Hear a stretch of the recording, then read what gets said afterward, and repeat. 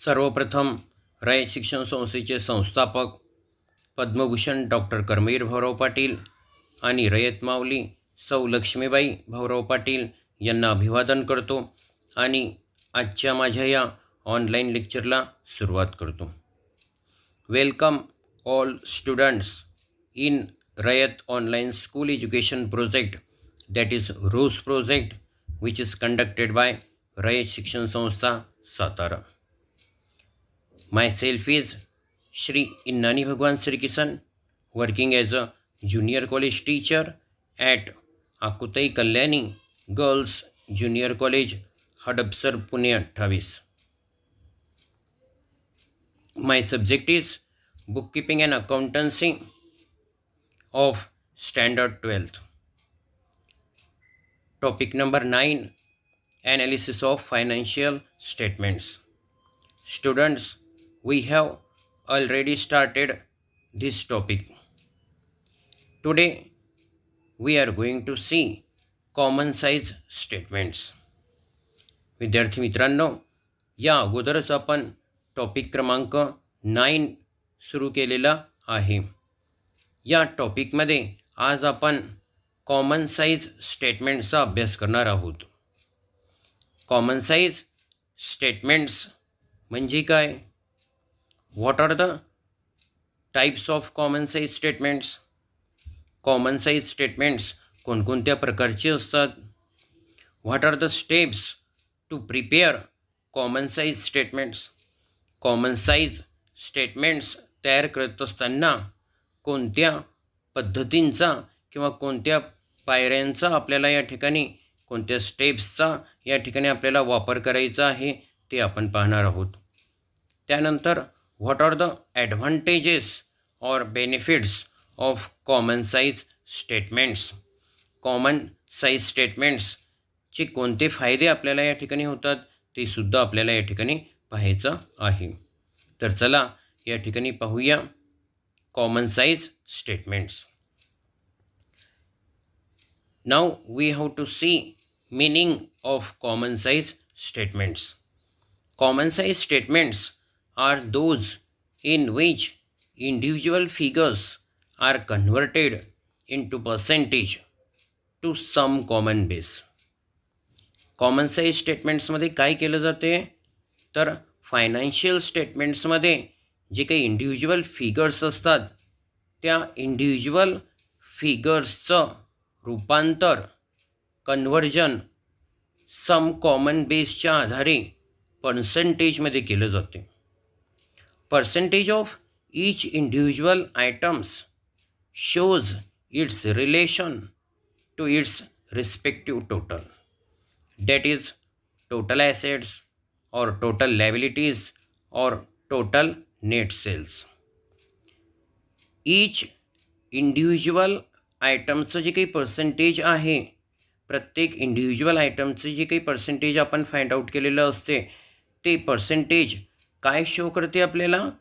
तर या ठिकाणी जे काही टोटल बेस आपण कन्सिडर केलेला असतो, म्हणजेच टोटल ॲसेट्स किंवा टोटल लायबिलिटीज किंवा टोटल नेट सेल्स, या टोटलशी असलेला सहसंबंध या ठिकाणी ते पर्सेंटेज आपल्याला काय करते? शो करत असते. In income statement the sales figure is assume to be 100 and all figures are express as a percentage of this total.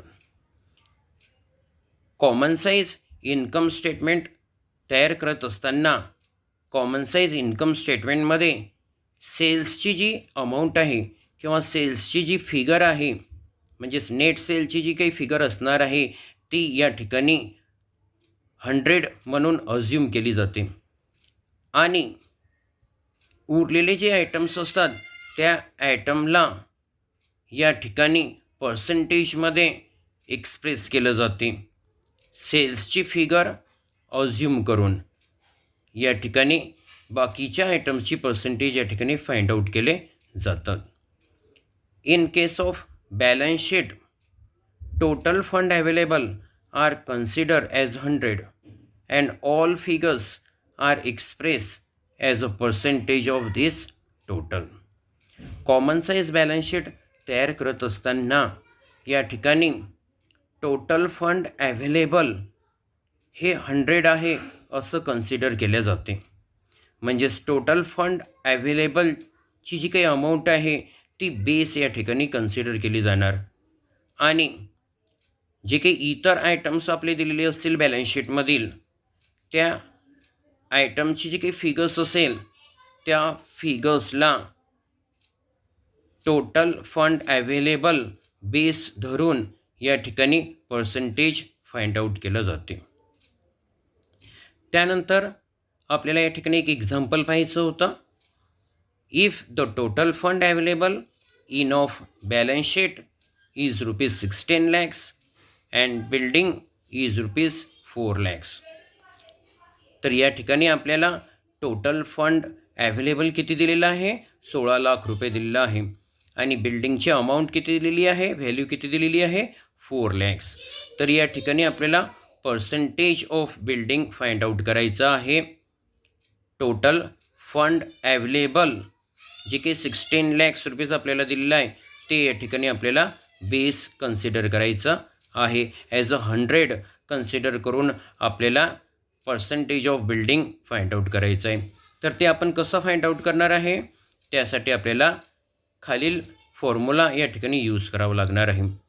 Percentage of building equal to amount of building divided by total fund available multiplied by 100. आता या ठिकाणी जी काही total fund ॲव्हेलेबलची जी काही amount आहे, figure आहे किंवा बिल्डिंगची जी काही figure आहे ती आपण या फॉर्म्युल्यामध्ये इनपुट करणार आहोत.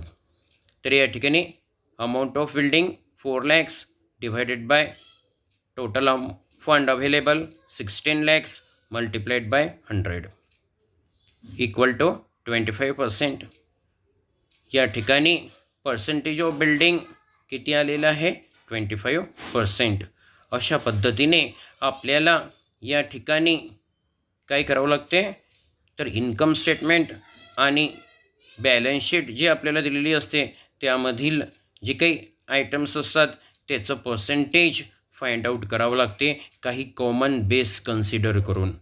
यालाच आपण काय म्हणतो? कॉमन साईज स्टेटमेंट्स असं म्हटल्या जाते. त्यानंतर आपल्याला काय पाहायचं आहे? Steps to prepare common size balance sheet. Means common size balance sheet तयार करत असताना विद्यार्थी मित्रांनो आपल्याला कोणत्या स्टेप्स फॉलो करायच्या आहेत ते आपल्याला या ठिकाणी पाहायचं आहे. त्या अगोदर आपण या ठिकाणी काय पाहणार आहोत? तर कॉमन साईज स्टेटमेंट जे आहे ते किती प्रकारचे असतात? तर 2 प्रकारचे. एक कॉमन साईज बॅलन्स शीट आणि second one is common size income statement. तर विद्यार्थी मित्रांनो आता आपण या ठिकाणी पाहणार आहोत steps to prepare common size balance sheet. First step is enter the number of items given in balance sheet. Balance शीटमध्ये जे काही आपल्याला आयटम्स दिलेले असतात ते सर्व आयटम्स आपल्याला या ठिकाणी सुरुवातीला रेकॉर्ड करायचे असतात. Second step is enter the absolute amount of different types of assets and liabilities of previous years balance sheet. Previous years balance शीटमध्ये जे काही ॲसेट्स आणि लायबिलिटीजच्या अमाऊंट दिलेले आहे ते आपल्याला या ठिकाणी रेकॉर्ड करायच्या असतात. तिसरी steps enter the absolute amount of different types of assets and liabilities of current year's balance sheet. Current इयर्सच्या बॅलन्स शीटमध्ये ॲसेट्स अँड लायबिलिटीजच्या जे काही अमाऊंट आहे ते आपल्याला या ठिकाणी रेकॉर्ड करायचे असतात. चौथी स्टेप आहे enter the percentage relation of different items of balance sheet to total assets और टोटल लायबिलिटीज और टोटल फंड अवेलेबल और total fund applied of previous year which are taken as 100. चौथ्या स्टेप्समध्ये आपल्याला बॅलन्स शीटमध्ये जे काही विविध प्रकारचे आयटम्स आपल्याला दिलेले असतात जसं ॲसेट्स आणि लायबिलिटीज आपल्याला दिलेले असतात, तर हे विविध आयटम्सचं आपल्याला या ठिकाणी पर्सेंटेज फाइंड आउट करायचं असते. आणि या ठिकाणी हे पर्सेंटेज फाइंड आउट करण्यासाठी आपल्याला काय करावं लागते, जे काही टोटल ॲसेट्स आहेत किंवा टोटल लायबिलिटीज आहे किंवा टोटल फंड अवेलेबल असेल किंवा टोटल फंड अप्लाइड असेल, ॲज अ 100 म्हणून तो बेस आपल्याला घ्यायचा असतो आणि प्रत्येक ॲसेट्स आणि लायबिलिटीचं जे काही पर्सेंटेज आहे ते आपल्याला फाइंड आउट करून रेकॉर्ड करायचं असते. त्यानंतर 5वी जी स्टेप्स आहे, enter the percentage relation of different items of balance sheet to assets, total liabilities, total fund available, total fund applied of current year which are taken as a 100. 5व्या स्टेप्समध्ये आपल्याला current इयरच्या balance शीटमध्ये जे काही different items आपल्याला दिलेले असतात, items of assets and liabilities, त्याचं आपल्याला पर्सेंटेज फाइंड आउट करायचं असते. त्यासाठी आपल्याला 100 म्हणून या ठिकाणी बेस काय कन्सिडर करायचा असतो, तर टोटल ॲसेट्स किंवा टोटल लायबिलिटीज किंवा टोटल फंड अवेलेबल किंवा टोटल फंड अप्लाइडची जी काही अमाऊंट आहे ती आपल्याला ॲज अ 100 किंवा ॲज अ बेस म्हणून आपल्याला कन्सिडर करायची असते. आणि मग बॅलन्स शीटमधील जे काही डिफरंट आयटम्स असतात त्याचं पर्सेंटेज आपल्याला फाइंड आउट करायचं असते. त्यानंतर आपल्याला पुढं काय पाहायचं आहे, तर ॲडव्हान्टेजेस और benefits of common size statements. Common size स्टेटमेंट्सचे उपयोग काय होतात, त्याचे फायदे काय आहेत, ॲडव्हान्टेजेस काय, बेनिफिट्स काय आहेत, ते आपल्याला या ठिकाणी पाहायचं आहे. तर पहिला ॲडव्हान्टेज आहे, common size business statements denotes the trend in different items of balance sheet and income. Common size statements काय दर्शवण्याचं काम करते, तर बॅलन्स शीट आणि इन्कम स्टेटमेंटमध्ये, बॅलन्स शीटमध्ये आणि इन्कम स्टेटमेंटमध्ये जे काही डिफरंट आयटम्स आपल्याला दिलेले असतात त्यामधील ट्रेंड, त्यामधील कल दर्शवण्याचं काम किंवा त्यामधील प्रवृत्ती दर्शवण्याचं काम कॉमन साईज स्टेटमेंट आपल्याला करत असते. आणि त्या कारणामुळं it is very useful for comparing the profitability. आणि त्या कारणामुळं कॉमन साईज स्टेटमेंटचा आपल्याला वापर कशासाठी होतो, तर लाभक्षमतेचं तुलना करण्यासाठी, लाभक्षमतेची तुलना करण्यासाठी आपल्याला या कॉमन साईज स्टेटमेंटचा वापर होतो. And financial position of 2 or more business firms, आणि 2 किंवा 2पेक्षा जास्त व्यवसाय संस्थांची फायनान्शियल पोझिशन कशी आहे ती या ठिकाणी कंपॅरिझन करण्यासाठी आपल्याला काय होते, कॉमन साईज स्टेटमेंट्स उपयोगी पडतात. Second one is it is useful for interfirm comparison. Common size स्टेटमेंटचा वापर इंटरफर्म कंपॅरिझनसाठी या ठिकाणी करण्यात येतो. This is because the financial statements of different firms can be converted into uniform common size of individual items.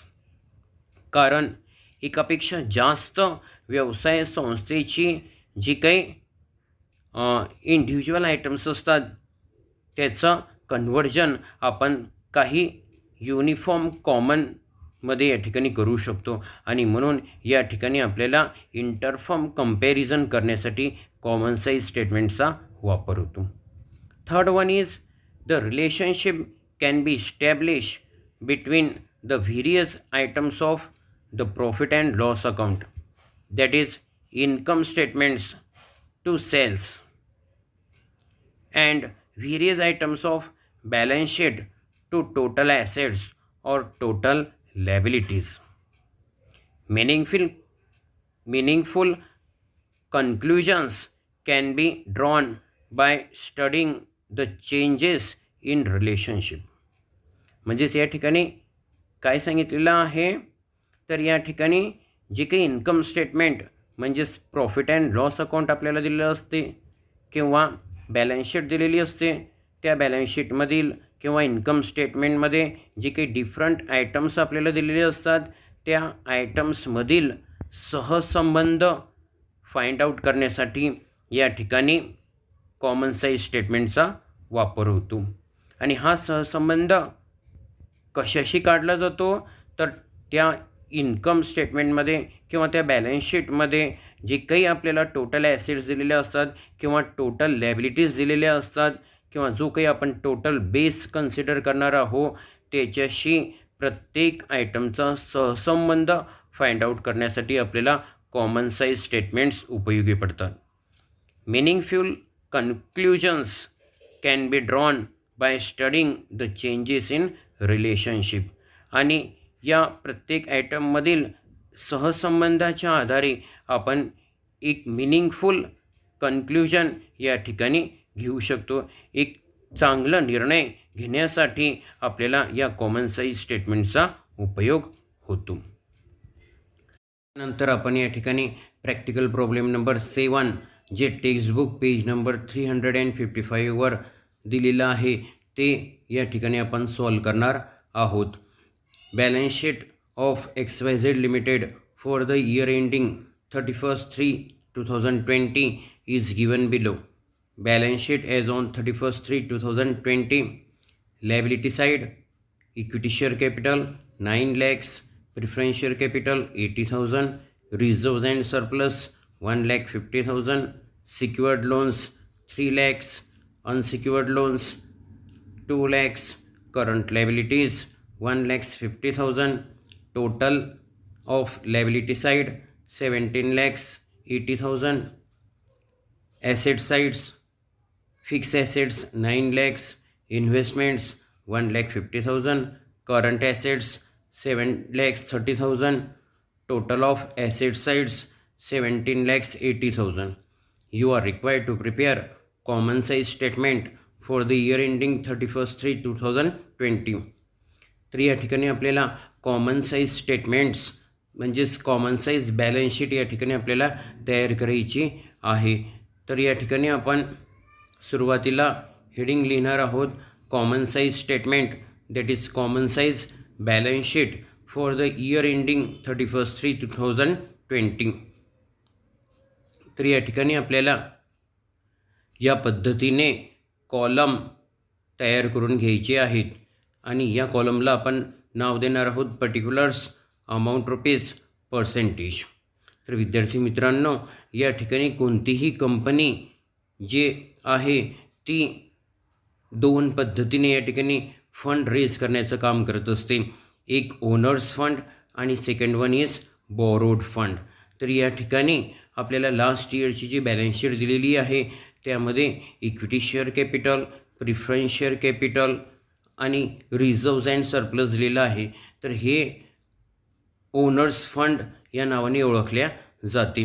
त्यानंतर secured loans आणि unsecured loans हे लोनच्या माध्यमातून बॉरोड करून या ठिकाणी काय केलेलं आहे, बॉरोड कॅपिटल कंपनीने रेज केलेलं असते. तर या ठिकाणी विद्यार्थी मित्रांनो आपल्याला या ठिकाणी कंपनीने एकूण किती फंड रेज केलेलं आहे ते या ठिकाणी फाइंड आउट करायचं असते. तर आपण या ठिकाणी ए नंबरचं हेडिंग लिहिणार आहोत सोर्सेस ऑफ फंड, म्हणजेच कंपनीने कोणकोणत्या माध्यमाने कोणकोणत्या स्रोतापासून फंड कलेक्ट केलेला आहे. तर या ठिकाणी त्यामध्ये फर्स्ट नंबर येणार ओनर्स फंड, कारण कंपनी दोन पद्धतीने दोन मार्गाने या ठिकाणी काय करत असते, फंड कलेक्ट करत असते. त्यापैकी पहिला जो मार्ग आहे ओनर्स फंड आणि सेकंड जो मार्ग आहे तो बोरोड फंड.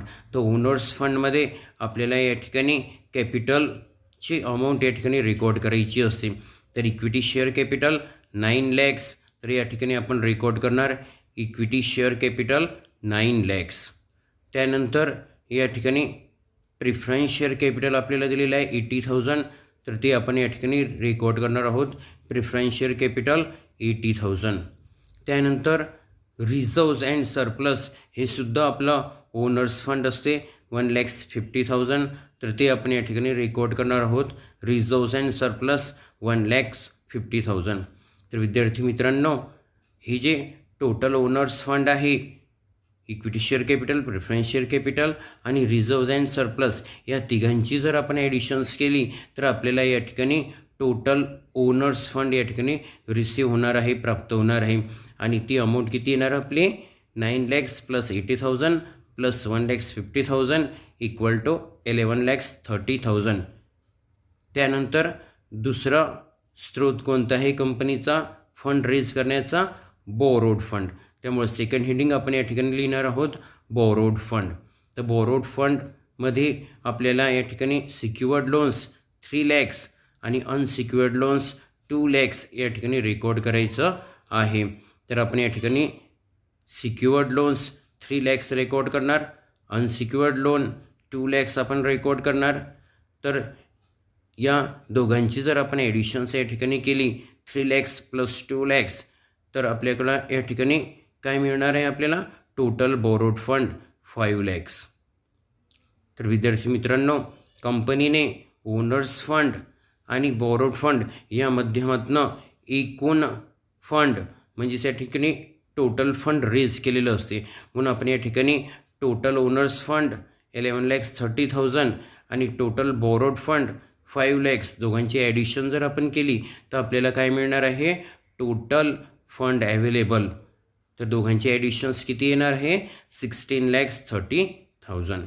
त्यानंतर विद्यार्थी मित्रांनो, कंपनीने जे काही फंड रेज केलेलं असते तर हे टोटल फंड रेज केलेलं जे फंड आहे तर हे फंड कंपनी विविध ॲक्टिव्हिटीजसाठी काय करते? ॲप्लिकेशन करत असते, यूज करत असते. तर या ठिकाणी त्याला आपण काय म्हणत असतो? तर बी नंबर आपण देणार आहे ॲप्लिकेशन ऑफ फंड. तर टोटल फंड अवेलेबल 16,30,000 चा वापर कंपनीने कशा पद्धतीने केलेला आहे ते आपल्याला या ठिकाणी रेकॉर्ड करायचं आहे. तर कंपनी या ठिकाणी जे काही टोटल फंड अवेलेबल असते ते फिक्स ॲसेट्स, इन्व्हेस्टमेंट आणि वर्किंग कॅपिटलवर काय करत असते? यूज करत असते. तर या ठिकाणी फर्स्ट आपण रेकॉर्ड करणार फिक्स ॲसेट्स. तर या ठिकाणी फिक्स ॲसेट्स आपल्याला दिलेले आहेत बघा 9 lakhs. तर कंपनीने फिक्स ॲसेट्स 9 लाखाच्या परचेस करण्यासाठी फंड यूज केलेला आहे आणि म्हणून आपण या ठिकाणी फर्स्ट नंबर दिलेला आहे फिक्स ॲसेट्स 9 lakhs. त्यानंतर विद्यार्थी मित्रांनो, कंपनीने इन्व्हेस्टमेंट करण्यासाठी 1,50,000 फंड यूज केलेला आहे. म्हणून आपण सेकंड नंबरचं हेडिंग लिहिणार आहोत इन्व्हेस्टमेंट्स 1,50,000. त्यानंतर विद्यार्थी मित्रांनो, कंपनी डे टू डे मॅनेजमेंटसाठी, डे टू डे ॲक्टिव्हिटीजसाठी काही फंड यूज करते, त्याला आपण वर्किंग कॅपिटल असं म्हणतो. तर या ठिकाणी थर्ड हेडिंग आपण लिहिणार आहोत वर्किंग कॅपिटल. वर्किंग कॅपिटल आपल्याला कसं फाइंड आउट करायचं असते? तर या ठिकाणी करंट ॲसेट्समधून जर आपण करंट लायबिलिटीज लेस केल्या तर आपल्याला या ठिकाणी वर्किंग कॅपिटल प्राप्त होत असते. तर विद्यार्थी मित्रांनो, ॲसेट साईडला आपल्याला करंट ॲसेट्स दिलेले आहेत 7,30,000. त्यामुळं आपण या ठिकाणी रेकॉर्ड करणार करंट ॲसेट्स 7,30,000. त्यामधून आपल्याला काय करायचं आहे? करंट लायबिलिटीज ज्या आहे त्या लेस करायच्या आहेत 1,50,000. म्हणून आपण या ठिकाणी लेस करणार करंट लायबिलिटीज 1,50,000. 7,30,000 मायनस 1,50,000. तर रिमेनिंग अमाऊंट आपल्याला काय रिमेनिंग अमाऊंट जी आहे ती काय असणार आहे आपलं? तर या ठिकाणी रिमेनिंग अमाऊंट जी आहे ती आपलं नेट वर्किंग कॅपिटल किंवा वर्किंग कॅपिटल असणार आहे. म्हणून या ठिकाणी नेट वर्किंग कॅपिटल किती येणार आहे? 5,80,000. त्यानंतर या सर्वांची जी ॲडिशन्स आहे फिक्स ॲसेट 9 lakhs, इन्व्हेस्टमेंट्स 1,50,000 आणि वर्किंग कॅपिटल 5,80,000 जे आपल्याला या ठिकाणी तिघांची ॲडिशन जर आपण केली तर या ठिकाणी टोटल फंड अप्लाइड या ठिकाणी येणार आहे आणि ती अमाऊंट किती येणार आहे? 16,30,000. म्हणजे जेवढं टोटल फंड अवेलेबल आपल्याकडं असते तेवढंच फंड आपण काय करत असतो? अप्लाइड करत असतो किंवा एम्प्लॉईड करत असतो, त्याचा वापर आपण या ठिकाणी करत असतो. तर विद्यार्थी मित्रांनो, कॉमन साईज बॅलन्स शीटमध्ये आपल्याला आता पुढं काय करायचं असते? तर total fund available as 100 consider करून किंवा टोटल फंड एम्प्लॉईड किंवा टोटल फंड अप्लाइड ॲज 100 म्हणजेच ॲज अ बेस कन्सिडर करून आपल्याला जे काही आयटम्स दिलेले आहे बॅलन्स शीटमधलं त्याची पर्सेंटेज आपल्याला कॅल्क्युलेट करायची असतात. म्हणून या ठिकाणी आपण total fund available as 100 consider करणार आहोत किंवा total fund applied as 100 consider करणार आहोत. तर या ठिकाणी आपल्याला पहिलं जे आयटम दिलेलं आहे इक्विटी शेअर कॅपिटल त्याचं पर्सेंटेज आपल्याला या ठिकाणी कॅल्क्युलेट करायचं आहे.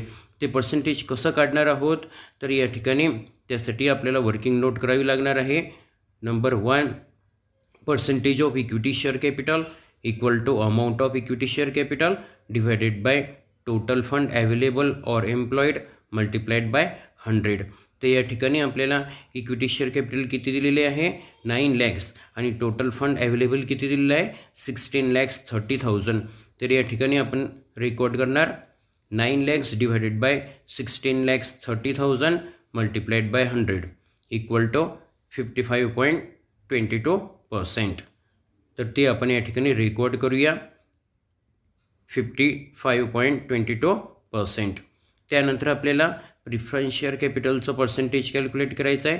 प्रिफरन्स शेअरची अमाऊंट किती आहे 80,000.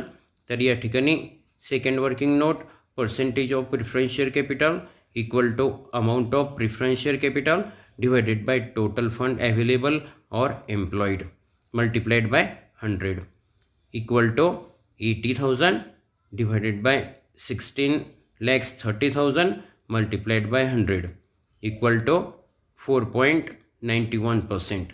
तर ती पर्सेंटेज आपण या ठिकाणी रेकॉर्ड करूया 4.91%.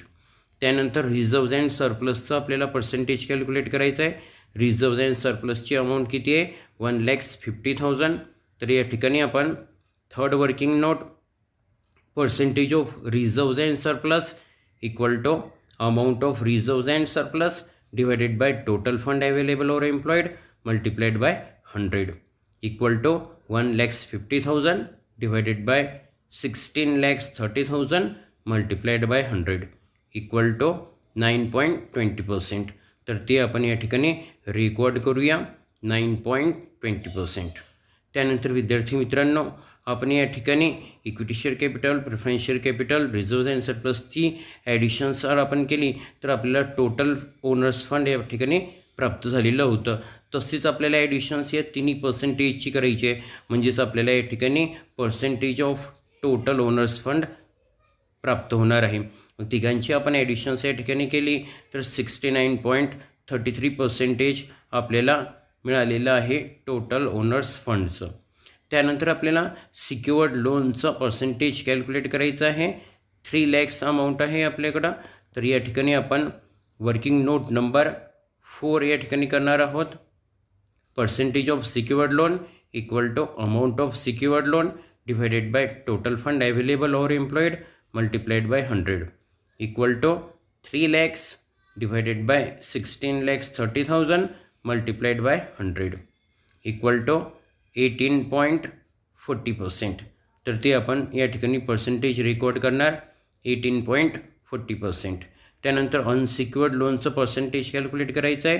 अनसिक्युअर्ड लोनची अमाऊंट किती आहे 2 lakhs.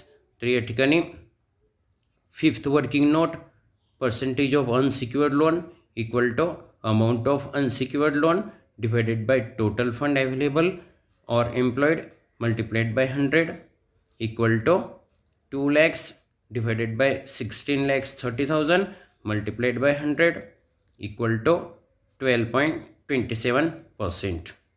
तर या ठिकाणी आपण ते रेकॉर्ड करणार 12.27%.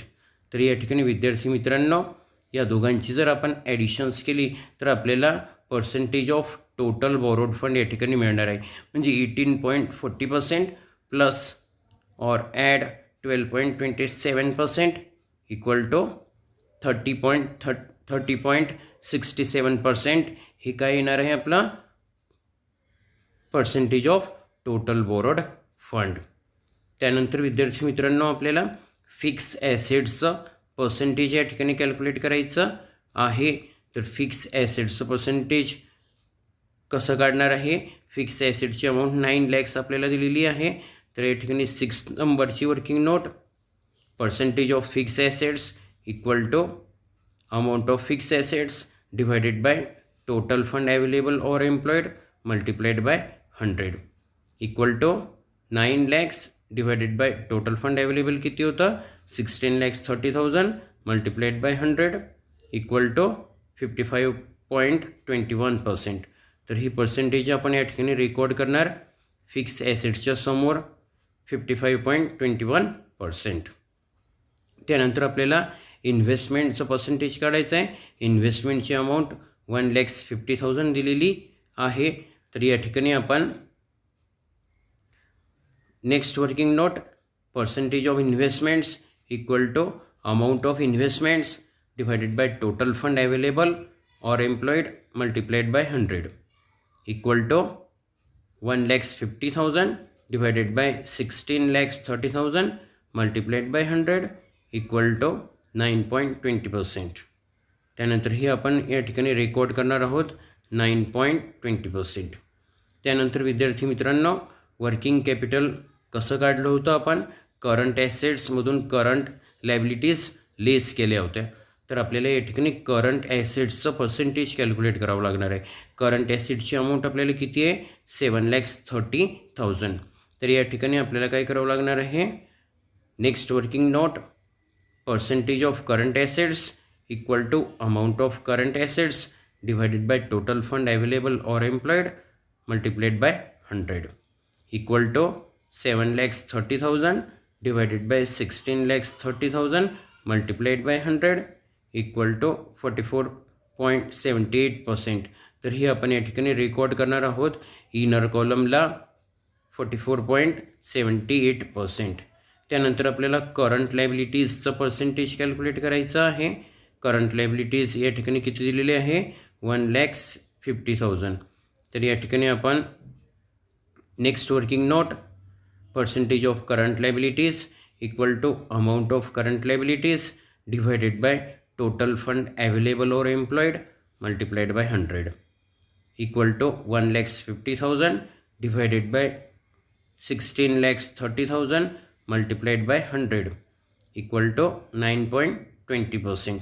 तर हे आपण या ठिकाणी रेकॉर्ड करणार. या ठिकाणी आपण काय करणार रेकॉर्ड करणार इनर कॉलमला 9.20%. तर विद्यार्थी मित्रांनो वर्किंग कॅपिटल आपण कसं फाइंड आउट केलेलं होतं करंट ॲसेट्स लेस करंट लायबिलिटीज. अगदी त्या पद्धतीने पर्सेंटेज ऑफ करंट ॲसेट्समधून आपल्याला पर्सेंटेज ऑफ करंट लायबिलिटीज काय करावं लागेल मायनस करावं लागेल. म्हणजेच आपल्याला 44.78% मायनस 9.20% मायनस केले लेस केले तर आपल्याला पर्सेंटेज ऑफ वर्किंग कॅपिटल आपल्याला मिळणार आहे आणि ते आपण या ठिकाणी पर्सेंटेजच्या कॉलममध्ये रेकॉर्ड करणार आहोत. तर ते आपल्याला किती येणार आहे 35.59%. तर अशा पद्धतीने विद्यार्थी मित्रांनो या ठिकाणी आपल्याला कॉमन साईज स्टेटमेंट म्हणजेच कॉमन साईज बॅलन्स शीट आपल्याला तयार करायची असते. त्यानंतर आपल्याला या ठिकाणी प्रॅक्टिकल प्रॉब्लेम नंबर 8 जे टेक्स्टबुक पेज नंबर 356वर आपल्याला सॉल्व करण्यासाठी दिलेलं आहे ते आपण या ठिकाणी सॉल्व करणार आहोत. तर या ठिकाणी prepare common size income statement for the year ended 31/3/2019 and 31/3/2020 from the following information. तर या ठिकाणी 2019 आणि 2020ची या 2 वर्षाची इन्फॉर्मेशन आपल्याला प्रोव्हाइड केलेली आहे. तर या ठिकाणी आपल्याला कॉमन साईज इन्कम स्टेटमेंट तयार करायला सांगितलेलं आहे. तर विद्यार्थी मित्रांनो या ठिकाणी आपल्याला अगोदर हेडिंग लिहावं लागणार आहे common size income statement for the year ended 31/3/2019 and 31/3/2020. आपल्याला 2 इयर्स इन्फॉर्मेशन प्रोव्हाइड केलेली आहे. तर आपल्याला या पद्धतीने कॉलम तयार करून घ्यायचे आहेत. पहिला कॉलम आपला असणार आहे पर्टिक्युलर्स. दुसरा कॉलम जो आहे 31/3/2019चा आणि यामध्ये आपल्याला पुन्हा 2 कॉलम तयार करायचे आहे अमाऊंट रुपीज पर्सेंटेज. त्यानंतर पुढचा कॉलम आपला असणार आहे 31/3/2020चा. यामध्ये सुद्धा आपल्याला पुन्हा 2 कॉलम तयार करायचे आहेत. तर पहिला कॉलम त्यामध्ये राहणार आहे अमाऊंट रुपीज आणि नेक्स्ट कॉलम आपला पर्सेंटेजचा असणार आहे. तर विद्यार्थी मित्रांनो, या ठिकाणी आपल्याला पहिला आयटम काय दिलेला आहे, नेट सेल्स. तर या ठिकाणी नेट सेल्स 2019ची 5 लॅक्स आणि 2020ची 6 लॅक्स आपल्याला दिलेली आहे. ती आपण या ठिकाणी रेकॉर्ड करणार आहोत. नेट सेल्स 2019ची 5 लॅक्स आणि 2020ची 6 लॅक्स. त्यानंतर विद्यार्थी मित्रांनो, आपल्याला लेस कॉस्ट ऑफ गुड्स सोल्ड दिलेली आहे. 2019ची 3 लॅक्स आणि 2020ची 3,60,000. तर आपण या ठिकाणी लेस करणार. Less cost of goods sold 2019ची 3 लॅक्स आणि 2020ची 3,60,000. तर विद्यार्थी मित्रांनो, नेट सेल्समधून आपण कॉस्ट ऑफ गुड्स सोल्ड जर लेस केली तर आपल्याला या ठिकाणी जो डिफरन्स येणार आहे, जी अमाऊंट येणार आहे, जी बॅलन्सिंग फिगर येणार आहे, त्याला आपण ग्रॉस प्रॉफिट असं म्हणतो. तर या ठिकाणी ग्रॉस प्रॉफिट आपला 2019चं किती येणार आहे, 5 lakhs minus 3 lakhs equal to 2 lakhs. आणि 2020चं आपलं किती येणार आहे, 6 लॅक्स लेस 3,60,000 इक्वल टू 2,40,000. त्यानंतर विद्यार्थी मित्रांनो, आपल्याला लेस काय करायचं आहे, ऑफिस अँड ॲडमिनिस्ट्रेटिव्ह एक्सपेन्सेस. 19चं किती दिलेलं आहे, 55,000 आणि 20चं दिलेलं आहे 72,000. तर या ठिकाणी आपण लेस करणार ग्रॉस प्रॉफिटमधून. Less office and administrative expenses 2019ची किती दिलेली आहे, 55,000 आणि 2020ची किती दिलेली आहे, 72,000. त्यानंतर आपल्याला सेलिंग अँड डिस्ट्रीब्युशन एक्सपेन्सेस लेस करायचे आहेत. 2019ची किती दिलेली आहे, 52,500 आणि 2020ची किती दिलेली आहे, 66,000. तर या ठिकाणी लेस करणार सेलिंग अँड डिस्ट्रीब्युशन एक्सपेन्सेस 2019 52,500 आणि 2020 66,000. तर विद्यार्थी मित्रांनो, या ठिकाणी ग्रॉस प्रॉफिटमधून office and administration expenses and selling and distribution expense जर आपण लेस केले तर आपल्याला या ठिकाणी काय मिळणार असते, नेट प्रॉफिट. तर या ठिकाणी आपण 2 लॅक्समधून 55,000 आणि 52,500 लेस केले तर आपल्याकडे जी अमाऊंट येणार आहे ती आपली 2019चं काय असणार आहे, नेट प्रॉफिट. तर ती अमाऊंट किती येणार आहे, 92,500. त्याच पद्धतीने 2020चं नेट प्रॉफिट किती येणार आहे, 2,40,000 मायनस 72,000 मायनस 66,000 केल्यानंतर आपल्याला या ठिकाणी अमाऊंट मिळणार आहे नेट प्रॉफिटची 1,02,000. त्यानंतर विद्यार्थी मित्रांनो, कॉमन साईज इन्कम स्टेटमेंटमध्ये net sales as a 100 consider करून, ॲज अ बेस कन्सिडर करून जे काही रिमेनिंग आयटम्स आहे त्याचं पर्सेंटेज आपल्याला या ठिकाणी कॅल्क्युलेट करायचं असते. आणि त्या कारणामुळं आपण पर्सेंटेजच्या कॉलममध्ये net sales as a 100 consider करणार आहोत. तर 2019च्या कॉलममध्ये 100% घेणार आहोत आणि 2020च्या कॉलममध्ये सुद्धा 100% या ठिकाणी घेणार आहोत. त्यानंतर विद्यार्थी मित्रांनो, आपल्याला कॉस्ट ऑफ गुड्स सोल्डचं पर्सेंटेज काढायचं आहे आणि बेस काय घ्यायचं आपल्याला, नेट सेल्स ॲज अ 100. तर या ठिकाणी आपल्याला वर्किंग नोट करावी लागणार आहे. वर्किंग नोट नंबर 1, त्यासाठी काय फॉर्म्युला यूज करणार आहोत, percentage of cost of goods sold equal to cost of goods sold divided by net sales into 100. 2019साठी आपण कॅल्क्युलेट करणार आहोत percentage of cost of goods sold equal to 2019ची cost of goods sold 3 lakhs आहे आणि net cells 5 lakhs आहे. त्या कारणामुळं 3 lakhs divided by 5 lakhs multiplied by 100 equal to 60%.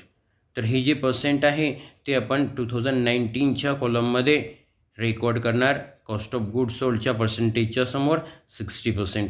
त्यानंतर 2020चे पर्सेंटेज काढायचे आहे. 2020साठी कॉस्ट ऑफ गुड्स सोल्ड किती आहे, 3,60,000. त्याला आपण डिवाइड कितीने करणार, 6 लॅक्सनी. तर या ठिकाणी पर्सेंटेज काढायचं आहे. Percentage of cost of goods sold equal to 3,60,000 divided by 6 lakhs multiplied by 100. तर या ठिकाणी पर्सेंटेज किती येणार आहे, 60%. तर ते सुद्धा आपण या ठिकाणी 2020च्या कॉलममध्ये कॉस्ट ऑफ गुड्स सोल्डच्या पर्सेंटेजच्या कॉलममध्ये रेकॉर्ड करायचं आहे 60%. त्यानंतर विद्यार्थी मित्रांनो, ज्या पद्धतीने आपण ग्रॉस प्रॉफिट काढलेला आहे, नेट सेलमधून cost of goods sold minus करून, अगदी त्याच पद्धतीने पर्सेंटेज ऑफ ग्रॉस प्रॉफिट आपल्याला काढायचं आहे. पर्सेंटेज ऑफ नेट सेल्समधून percentage of cost of goods sold minus केलं तर आपल्याला या ठिकाणी पर्सेंटेज ऑफ ग्रॉस प्रॉफिट मिळणार. म्हणजे 100% मायनस 60% केले तर आपल्याला या ठिकाणी किती मिळणार आहे? 40%.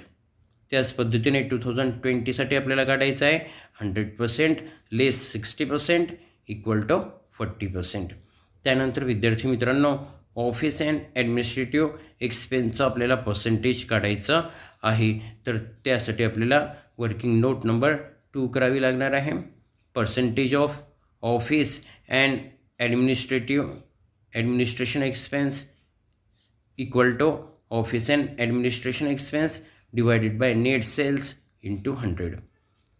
त्यासाठी आपल्याला या ठिकाणी 2019साठी पर्सेंटेज कॅल्क्युलेट करायचं आहे. या ठिकाणी 2019साठी आपल्याला ऑफिस अँड ॲडमिनिस्ट्रेटिव्ह एक्सपेन्स किती दिलेले आहे? 55,000. तर या ठिकाणी आपण percentage of office and administrative expense equal to 55,000 divided by 5 lakhs multiplied by 100 आपण या ठिकाणी करणार आहोत. तर आपलं पर्सेंटेज या ठिकाणी किती येणार आहे? 11%. तर हे आपण या ठिकाणी पर्सेंटेजच्या कॉलममध्ये रेकॉर्ड करणार आहोत 11%. त्यानंतर 2020साठी ऑफिस अँड ॲडमिनिस्ट्रेटिव्ह एक्सपेन्सेस किती होते? 72,000. तर आपल्याला या ठिकाणी पर्सेंटेज काढायचं आहे. Percentage of office and administrative expense equal to 72,000 divided by net sales आपली किती दिलेली होती 2020साठी? 6 lakhs. म्हणून आपण 6 lakhsने डिवाईड केलं आणि मल्टिप्लाइड बाय 100 केलं. तर या ठिकाणी पर्सेंटेज किती आले? 12%. आणि ही पर्सेंट आपल्याला पर्सेंटेजच्या कॉलममध्ये 2020च्या पर्सेंटेजच्या कॉलममध्ये आपल्याला रेकॉर्ड करायचं आहे. तर या ठिकाणी आपण रेकॉर्ड करणार, या ठिकाणी आपण रेकॉर्ड केले 20%. त्यानंतर विद्यार्थी मित्रांनो, पुढचं जे आपलं आयटम आहे सेलिंग अँड डिस्ट्रीब्युशन एक्सपेन्स, त्यासाठी आपल्याला काय करायचं आहे? पर्सेंटेज कॅल्क्युलेट करायचं आहे. तर आपण वर्किंग नोटमध्ये या ठिकाणी करणार आहोत. Next working note, percentage of selling and distribution expense equal to selling and distribution expense divided by net sales into 100. तर या ठिकाणी 2019साठी आपण कॅल्क्युलेट करणार आहोत. तर या ठिकाणी 2019चं सेलिंग अँड डिस्ट्रीब्युशन एक्सपेन्स किती आहे? 52,500. तर या ठिकाणी आपल्याला काय करावं लागणार आहे? Percentage of selling and distribution expenses equal to 52,500 divided by 5 lakhs multiplied by 100. तर या ठिकाणी पर्सेंटेज येणार आपले 10.5%. तर ते आपण या ठिकाणी रेकॉर्ड करणार पर्सेंटेजच्या कॉलममध्ये 10.5%. त्यानंतर 2020साठी आपल्याला कॅल्क्युलेट करायचं आहे. तर 2020साठी आपल्याला कॅल्क्युलेट करायचं आहे. तर या ठिकाणी 2020साठी सेलिंग अँड डिस्ट्रीब्युशन एक्सपेन्स किती दिलेले? 66,000. तर या ठिकाणी पर्सेंटेज काढायचं आहे. Percentage of selling and distribution expense equal to 66,000 divided by 6 lakhs multiplied by 100. तर पर्सेंटेज आपली किती येणार? 11%. तर ते आपण या ठिकाणी 2020च्या पर्सेंटेजच्या कॉलममध्ये आपण रेकॉर्ड करणार आहोत 11%. तर विद्यार्थी मित्रांनो, या ठिकाणी आपण नेट प्रॉफिट ज्या पद्धतीने काढलेला आहे, नेट प्रॉफिट कसा काढला होता आपण? तर ग्रॉस प्रॉफिटमधून ऑफिस अँड ॲडमिनिस्ट्रेटिव्ह एक्सपेन्स आणि selling and distribution expense less केले होते. अगदी त्याच पद्धतीने ग्रॉस प्रॉफिटच्या पर्सेंटेजमधून आपल्याला ऑफिस अँड ॲडमिनिस्ट्रेटिव्ह एक्सपेन्सचं percentage and selling and distribution एक्सपेन्सचं पर्सेंटेज मायनस करावं लागेल, लेस करावं लागेल, तर आपल्याला पर्सेंटेज ऑफ नेट प्रॉफिट मिळणार आहे. म्हणजेच 40%मधून आपल्याला 11% आणि 10.5% लेस करावं लागणार आहे. म्हणजे आपल्याला या ठिकाणी नेट प्रॉफिटचं पर्सेंटेज किती मिळणार आहे? 18.5%. 2020साठी सुद्धा आपल्याला 40%मधून काय करावं लागणार आहे? 12% आणि 11% या दोघांची ॲडिशन करून आपल्याला 40%मधून लेस करावं लागणार आहे. म्हणजेच 40% मायनस 23% जर आपण केली तर या ठिकाणी आपल्याला 17% मिळणार आहे आणि ते काय राहणार आहे? आपलं नेट प्रॉफिटचा पर्सेंटेज राहणार आहे. अशा पद्धतीने विद्यार्थी मित्रांनो, आज आपण कॉमन साईज स्टेटमेंट्स म्हणजेच कॉमन साईज बॅलन्स शीट आणि कॉमन साईज इन्कम स्टेटमेंट कसं तयार करायचं आहे ते आपण या ठिकाणी अभ्यासले आहे. धन्यवाद. थँक्यू.